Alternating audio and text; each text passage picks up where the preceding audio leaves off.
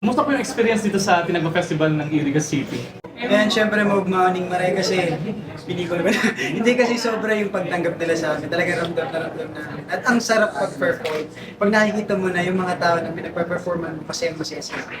Yeah, sobrang saya dito sa Tinagba Festival. Kasi ako, first time ko lang mag-festival sa Bicol and special kasi hometown namin. So, na-enjoy ko kasi yung crowd. Super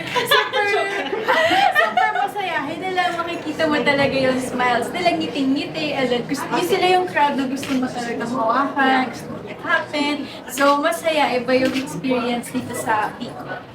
Ako naman hashtag sana all Joke lang. Hindi, pero sobrang sayo ko kasi nga sabi ko nga kanina, ang tagal na nung last kong punta dito and here is my hometown. So, sobrang happy ko na nakita ko ulit yung mga kababayan ko dito sa Iriga and I'm very, very happy and sobrang saya nga na makita nung nakangiti sila, tumatawa at sobrang excited na makita kami, di ba? Sobrang nakakataba ng puso and I'm very, very happy. Sobrang saya dito sa Tinagba Festival. Nakita ko na parang meron kayong mga take-out, mga pang-Iriga talaga or let's say Bicol yun. Kumusta naman, santol tapos laing ba yun?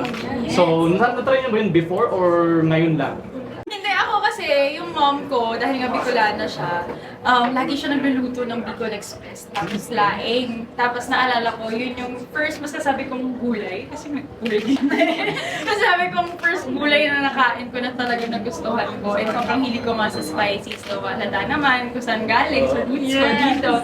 So, yun yung favorite ko talaga, yung laing. Tapos naalala ko nung bata ako, pupunta kami dito. Puto seko, tsaka yung maliliit yung puto masa. Tama ka, puto masa yun. Tama, so yun yung mga favorite ko. Yes. Yan, ako naman syempre, talaga pag Bicolano, mahilig na sige. Kaya mahilig ko talaga Bicol Express, laing, tsaka ito, walang tatalo dito, pansit pa.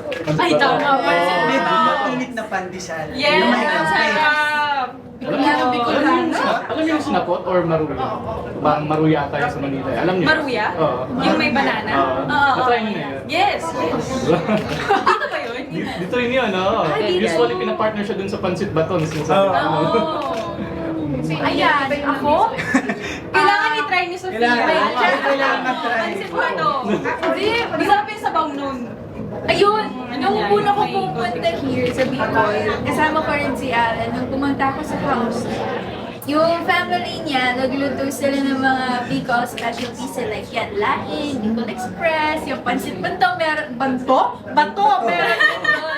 And yung mom niya po, kahit nasa Manila, like pag dinadalo niya si Alan for Christmas, nilulutuan na rin ako ng Bicol Express. And si mommy naman, nilulutuan na rin ng laing, and iba pang ulam. So, naka-try naman ako. Sana all naman ako. Yung ginawa sa kanya ng Bicol Express ni Mama, may twist, hindi baboy, chicken. Manong. Napinapuno niya ng gulay. Punong-puno. Ano yun eh? Parang Bicol Express, Bicol Gulay Express na may konting laman. Ganun eh. At least punong-puno ng sili na kayo. Yes. Kasi lagi niya ako sinasabihin kumain pa ng maraming gulay kasi parang healthy ako, gano'n. Aminado ako, gulay lang yung mga kinakain ko. So na-influence niya naman ako kumain ng gulay by sabotaging my food. Pinapuno niya ng gulay. Sobrang daming gulay. And Alan, since nasabi mo na taga Bicol ka, saan ka sa Bicol? Iriga talaga or other? Sangay comes from, sa Sangay.